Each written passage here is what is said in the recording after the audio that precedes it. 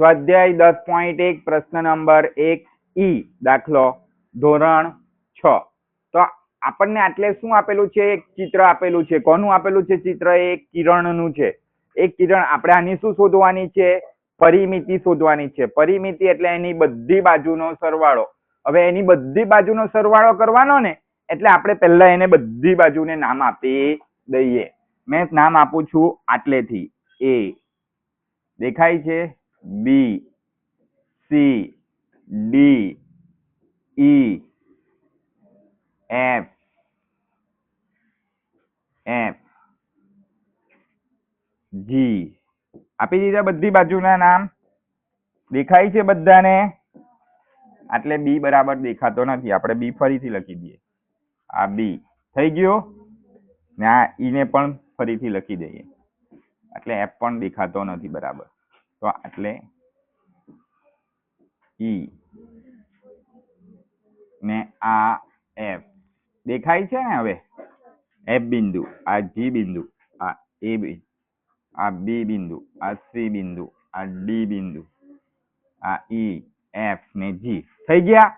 હવે પરિમિતિનું સૂત્ર શું છે આપણું? પરિમિતિનું સૂત્ર છે આપણી પાસે,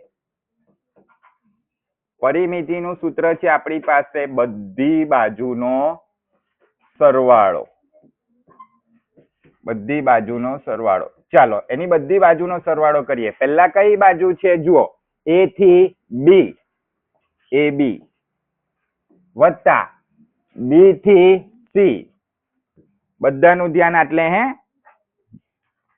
વત્તા સી થી ડી, પછી ડી થી ઈ, ઈ થી એફ ને એફ થી જી ને જી થી એ. પતી ગયું? એ પર આવી ગયા ને? જુઓ પહેલું છે એ બી, દેખાય છે? આ એ બી આવી ગયું. એ બી, આ બી સી, આ બી સી આવી ગયો. સીડી, સીડી આવી ગયો. ડી આવી ગયો. એફ આવી ગયો. ઈજી આવી ગયું ને છેલ્લે જી એ. બધું આવી ગયું ને? ચાલો હવે ધ્યાન આપજો. હવે ધ્યાન આપજો. જુઓ એબી નું માપ કેટલું છે? કોઈ કહેશે મને? એબી કેટલા છે? એ થી બી વચ્ચેનું અંતર કેટલું છે? કેટલું છે એ થી બી વચ્ચેનું અંતર? તો એ થી બી વચ્ચેનું અંતર કેટલું છે? 4 સેમી. 4 સેમી એટલે લખી દઈએ 4 સેમી. ની લખશો તો ચાલશે. વત્તા બી થી સી વચ્ચેનું અંતર કેટલું છે? બી થી સી, હા બોલો. 5 સેમી છે. જુઓ ધ્યાનથી, કેટલા છે આ? કેટલા છે? 0.5 સેમી છે. 0.5. સીડી કેટલા છે? સીડી કેટલા છે?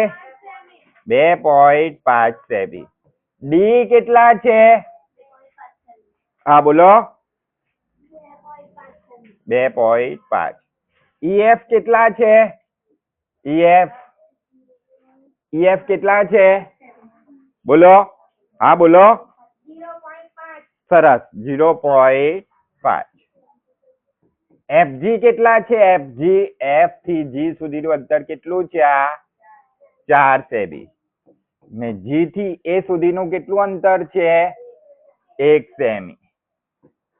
આવી ગયું? બધી બાજુનો સરવાળો થઈ ગયો ને? આપણે કશે સેમી નથી લખ્યું એટલે નથી લખતા. બરાબર. ચાલો હવે આ બધાનો સરવાળો, હવે જે પોઈન્ટમાં છે એનો સરવાળો કઈ રીતે કરીશું? બરાબર, એવું થાય ને આપણને. એટલે આપણે બાજુમાં છે ને લીટી પાડી દઈએ. અને જો પહેલા કેટલા છે? 4. પછી કેટલા છે? 0.5. એટલે ચાલો થઈ ગયું. હવે જો 2.5 એટલે દશાંશ ચિહ્નની અગાડી દશાંશ ચિહ્ન. 2.5. એવી જ રીતે 2.5, 0.5 ને 0.5 આવી ગયું ને? 4 ને પછી કેટલા છે? 1. ચલો 4 ની બાજુમાં કઈ નથી એટલે દશાંશ ચિહ્ન લખવાનું ને 0.0. આમાં પણ 4 ની બાજુમાં કઈ નથી એટલે દશાંશ ચિહ્ન ને આમાં પણ દશાંશ ચિહ્ન. આ બધાનો શું કરવાનો છે? સરવાળો કરવાનો છે. બરાબર. ચાલો તો 0 વત્તા 5 5, 5 ને 5 10, 10 ને 5 15, 15 ને 5 20, 20 વત્તા 0 20, 20 વત્તા 0 20. 0 વધી પડી કેટલી? 2. 2 ને 4 6, 6 વત્તા 0 6, 6 ને 2 8, 8 ને 2 10, 10 વત્તા 0 10, 10 ને 4 14, 14 ને 1 15. 15 ખાલી 15, 15.0. એટલે 15.0 હોય આવે તો આપણે શું લખી શકીએ? ખાલી 15 લખી શકીએ. માટે આપણી પરિમિતિ કેટલી આવી? પરિમિતિ આવી 15 સેમી. ચાલો આ આપણો જવાબ શું થઈ ગયો? આવી ગયો.